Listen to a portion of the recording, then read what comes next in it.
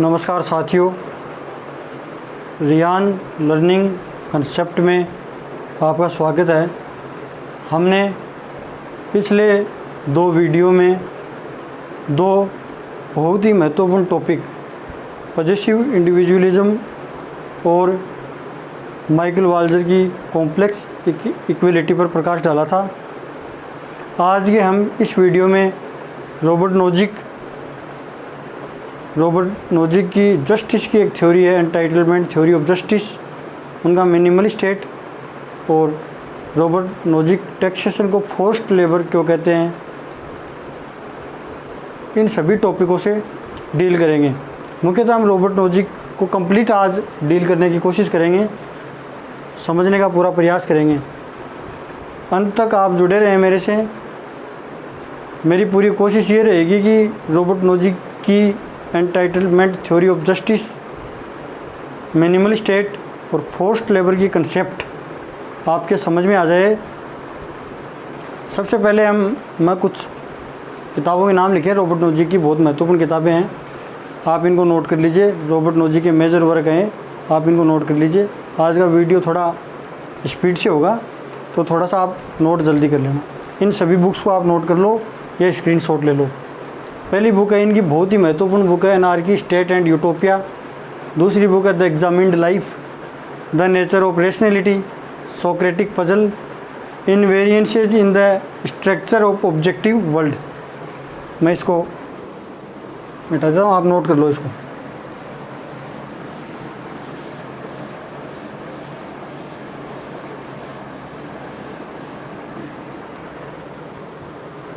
Robert Nozick ने 1974 में anarchy, state and utopia book लिखी।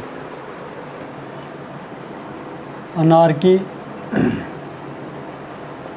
स्टेट एंड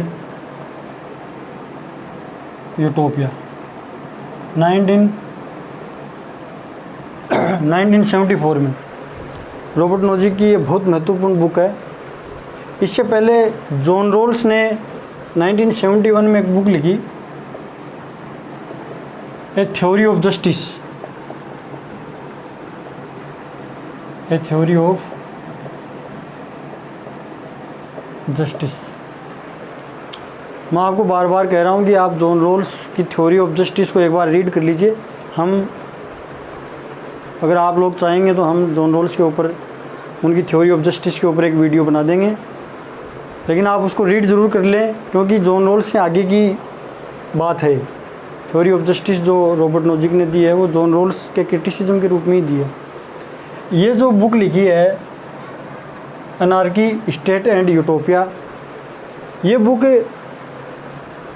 रॉबर्ट नोजिक ने 1971 में जो थ्योरी ऑफ जस्टिस जो बुक आई है उसकी क्रिटिसिज्म के रूप में ये बुक लिखी है रॉबर्ट नोजिक ने। जॉन रोल्स की थ्योरी ऑफ जस्टिस का एक क्रिटिसिज्म प्रस्तुत किया है रॉबर्ट नोजिक ने।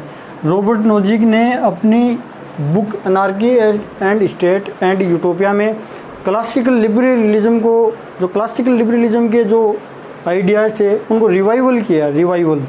Classical liberalism, classical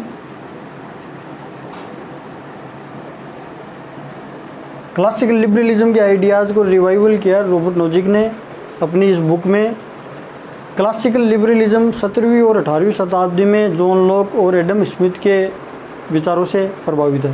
classical liberalism, आपको मैंने पहले भी बताया कि क्लासिकल लिबरलिज्म को हिंदी में नकारात्मक उदारवाद, शास्त्रीय उदारवाद, पुराना उदारवाद भी कहते हैं। थोड़ा सा मैं इसको समझा देता हूँ क्लासिकल लिबरलिज्म को ब्रीफली इधर। एक्चुअली क्लासिकल लिबरलिज्म का प्योरिस्ट फॉर्म है। उदारवाद का शुद्ध रूप क्लासिकल लिबरलिज्म ही है। ये क्लासिकल लिबरलिज्म नेगेटिव लिबर्टी को प्रमोट करता है। नेगेटिव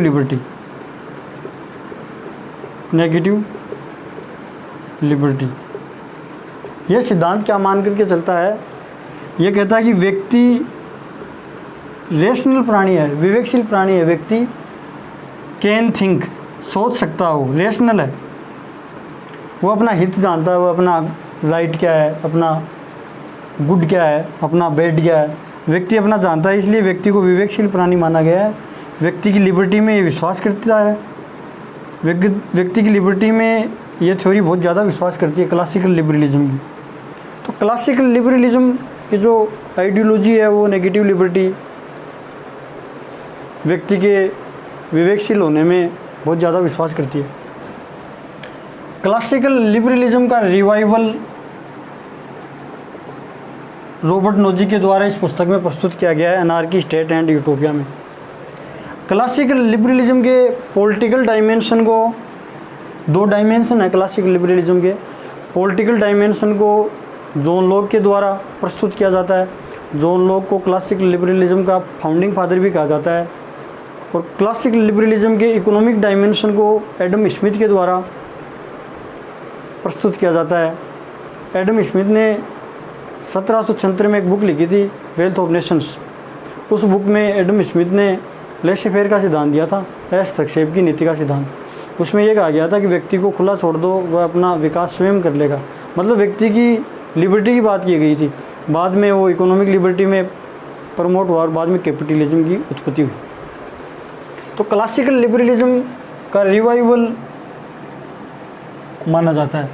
तो रॉबर्ट नोजी की जो ये बुक है अनार्की, स्टेट एंड यूटोपिया, ये जॉन रोल्स के थ्योरी ऑफ जस्टिस के क्रिटिसिज्म के रूप में प्रस्तुत की गई।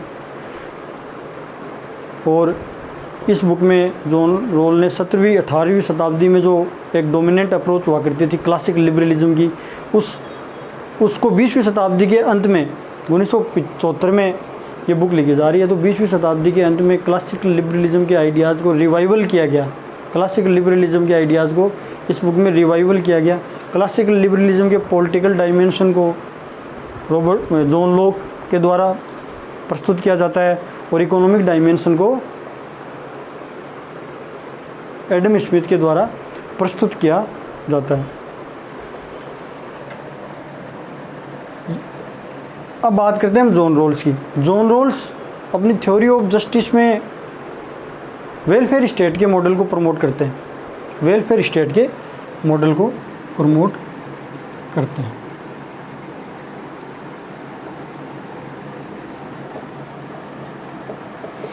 वीडियो के एंड तक आप मेरे साथ बने रहें और मैं मेरी पूरी कोशिश करूंगा कि रॉबर्ट नोजी की एंटाइटलमेंट थ्योरी आपके कंप्लीट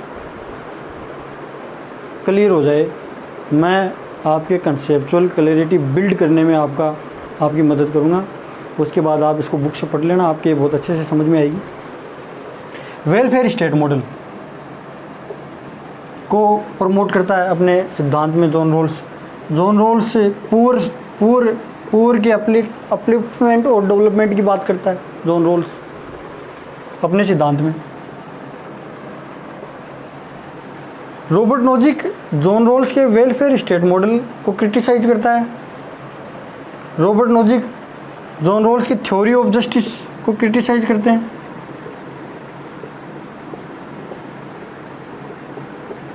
कुल मिलाकर बात है कि रॉबर्ट नोजिक जॉन रोल्स की थ्योरी ऑफ जस्टिस और वेलफेयर स्टेट के अल्टरनेटिव के रूप में अपनी एक थ्योरी प्रोजेक्ट कर रहे हैं, वो प्रस्तुत कर रहे हैं इस बुक में।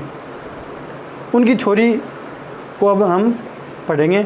उनकी थ्योरी का नाम है entitlement theory of justice.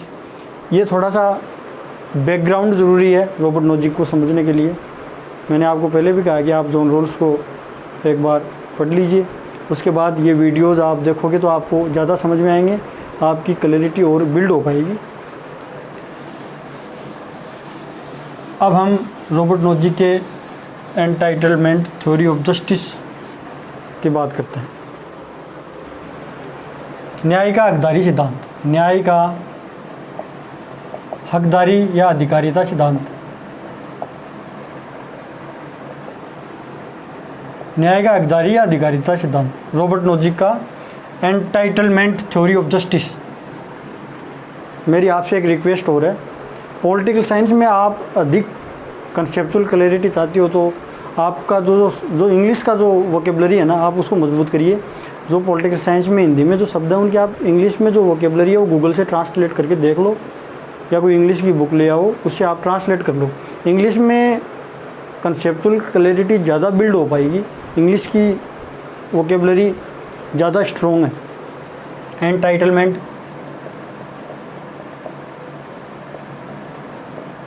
Theory of justice, न्याय का अधिकारिता सिद्धांत। इसके बाद है रॉबर्ट नोजी का मिनिमल स्टेट, ये बहुत महत्वपूर्ण है। मिनिमल स्टेट से न्यूनतम राज्य, जिसको रात्रि प्रहरी राज्य भी कहते हैं, नाइट वॉचमैन स्टेट भी कहते हैं, मिनार्किस्ट स्टेट भी कहते हैं। रात्रि प्रहरी राज्य, मिनार्किस्ट स्टेट, मिनिमल स्टेट, ये रॉबर्ट नोजी से रिलेटेड है। ये आपके एग्ज़ाम के पॉइंट ऑफ व्यू से बहुत महत्वपूर्ण है, आप इसको ज़रूर याद रखना। इसके बाद है forced labour. Forced labour, why Robert Nozick says taxation is forced labour. Robert Nozick क्यों कहते हैं कि टैक्सेशन एक फोर्स्ड लेबर है?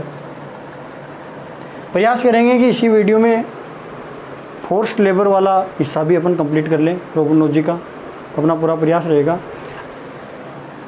एंटाइटलमेंट थ्योरी ऑफ जस्टिस, इसको समझने के लिए मैं यहाँ पर एक एग्जाम्पल लूँगा कि 3 ऑब्जेक्ट हैं, एक्स, वाई और जेड। ये 3 ऑब्जेक्ट हैं, इनको कोई इंडिविजुअल प्राप्त करने की कोशिश करता है, इंडिविजुअल प्राप्त करने की कोशिश करता है।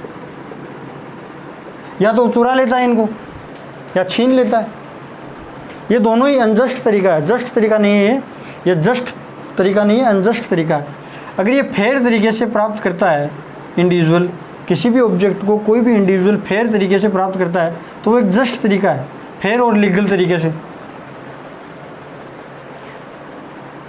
अगर नीड के आधार पर भी रॉबर्ट नोजी कहते हैं कि इन ऑब्जेक्ट को नीड के आधार पर भी कोई व्यक्ति को दिया जाता है, ये ऑब्जेक्ट है, मान लो ये किसी की आई है, ये किसी व्यक्ति को दी जा रही है, तो नीड के आधार पर ये दी जा रही है, आवश्यकता के आधार पर, तो ये भी गलत है। रॉबर्ट नोजी इसको भी गलत मानते हैं। रॉबर्ट नोजी क्या कहते हैं कि यदि लीगल तरीके से फेयर तरीके से, उचित तरीके से, सही तरीके से यदि आप इस ऑब्जेक्ट को हासिल करते हो, तब आप क्या इस ऑब्जेक्ट को डिजर्व करते हो। डिजर्व मतलब आप योग्य हो इस ऑब्जेक्ट के, डिजर्व करते हो मतलब ये है कि आप एंटाइटल्ड हो गए इस ऑब्जेक्ट के प्रति, एंटाइटल्ड हो गए ऑब्जेक्ट के प्रति, आप क्या हो गए, एंटाइटल्ड हो गए इस ऑब्जेक्ट के प्रति, तब ये ऑब्जेक्ट आपका हो गया। तो जो जॉन रॉल्स है वो अपनी थ्योरी में जो पुअर का अपलिफ्टमेंट और डेवलपमेंट करता है वो नीड के आधार पर करता है, पुअर का अपलिफ्टमेंट और डेवलपमेंट करता है वो नीड के आधार पर करता है। जॉन रॉल्स यहीं पर आकर के, इसी पॉइंट पर आकर के जॉन रॉल्स की थ्योरी है उसमें वेलफेयर स्टेट मॉडल को क्रिटिसाइज़ करते हैं। इसके बाद इस एग्जाम्पल को हम लागू करेंगे। हम क्या, रॉबर्ट नोजिक क्या कहते हैं, Robert Nozick right to property पर इसको लागू करते हैं। Right to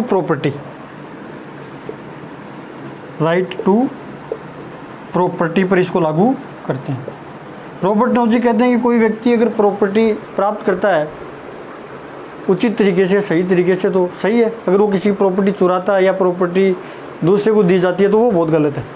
right to property के केस में इस थ्योरी को रॉबर्ट नोजिक लागू करते हैं। अगर जस्ट तरीके से प्राप्त की जाती है, जस्ट तरीके से, न्यायपूर्ण तरीके से कोई प्रॉपर्टी प्राप्त की जाती है तो वो सही है रॉबर्ट नोजिक की नज़र में।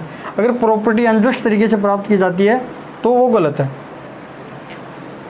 रॉबर्ट नोजिक क्या कहते हैं कि दुनिया में 2 तरीके हैं प्रॉपर्टी एक्वायर करने के, 2 तरीके बताता है रॉबर्ट नोजिक, वैसे तो 3 बताता है। तीसरा तरीका रॉबर्ट नोजिक का थोड़ा कॉम्प्लेक्स है, उस पर थोड़ी सी चर्चा करेंगे हम। पहला, प्रॉपर्टी प्राप्त करने के तरीके, जस्ट और लेजिटिमेट ट्रांसफ़र, ये इंपॉर्टेंट है, यहाँ पर थोड़ा ध्यान देना। एंटाइटलमेंट थ्योरी यहीं पर निहित है, रॉबर्ट नोजिक यहीं छुपी हुई है। दूसरा, जस्ट और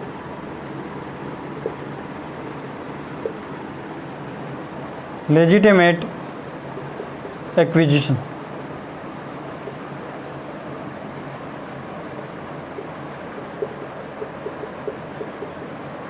ये पहले था। जो सेकंड मैं पहले बता देता हूँ कि कोई खाली लैंड है, फॉरेस्ट में कोई व्यक्ति गया, खाली लैंड है, फॉरेस्ट में कोई व्यक्ति गया और वो खाली लैंड पड़ी है, वहाँ पर उसने परिश्रम किया, लेबर किया, वर्क किया और प्रॉपर्टी एक्वायर कर ली पीसफुल तरीके से, तो वो लेजिटिमेट एक्विजिशन कहलाता है।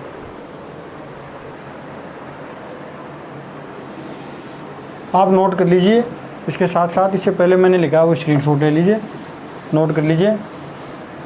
और कुछ समझ में नहीं आया तो आप कमेंट बॉक्स में ज़रूर डाल दीजिए, तो मुझे कैसे पता चलेगा कि आपको क्या समझ में नहीं आया।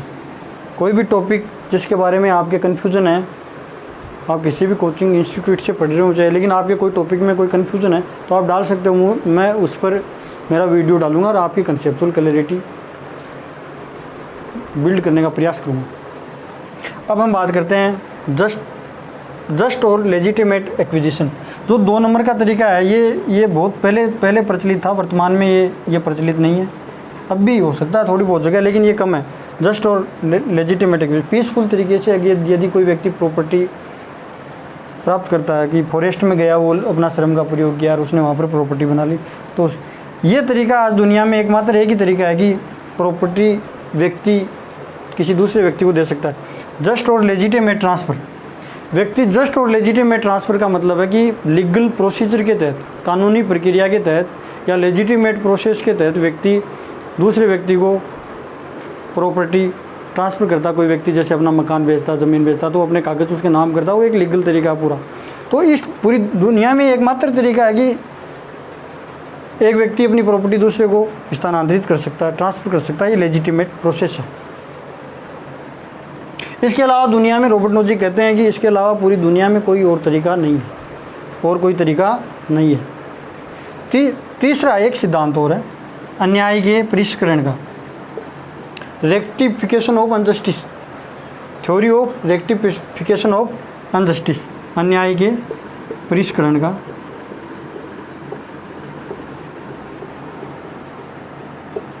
इसमें रॉबर्ट नोजिक खुद ही मतलब कि इतना कंफ्यूज हो जाते हैं, कंफ्यूज क्या, इतना कॉम्प्लेक्स बना देते हैं इसको कि बाद में जॉन रॉल्स की थ्योरी, जो डिस्ट्रीब्यूशन थ्योरी है, उसके टच कर देते हैं इसको। लेकिन इसमें क्या है, इसमें यह है कि यदि भूतकाल में किसी व्यक्ति ने आपकी प्रॉपर्टी हड़प ली धोखेबाजी से, प्रॉपर्टी हड़प ली आपकी धोखेबाजी से, भूतकाल में किसी व्यक्ति ने आपकी प्रॉपर्टी हड़प ली, तो उसके ऊपर गवर्नमेंट आर्थिक दंड लगा सकती है, आपको आपकी प्रॉपर्टी दिला सकती है। मतलब जहाँ पर अन्याय हुआ वहाँ पर गवर्नमेंट करेक्शन कर सकती है। सिंपल सी बात है, करेक्शन थ्योरी भी कहते हैं इसको। तो इसको ज़्यादा रॉबर्ट नोजिक ने कंफ्यूज कर दिया, कॉम्प्लेक्स बना दिया। ये 2 तरीके हैं, ये आपको समझने हैं, ये दोनों इंपॉर्टेंट हैं। अब रॉबर्ट नोजिक जॉन रॉल्स के वेलफेयर स्टेट मॉडल को क्रिटिसाइज करते हैं। वो कहते हैं welfare state model,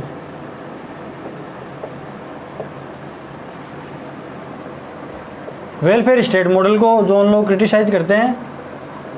welfare state model को क्यों करते हैं? इसमें क्या होता है कि गवर्नमेंट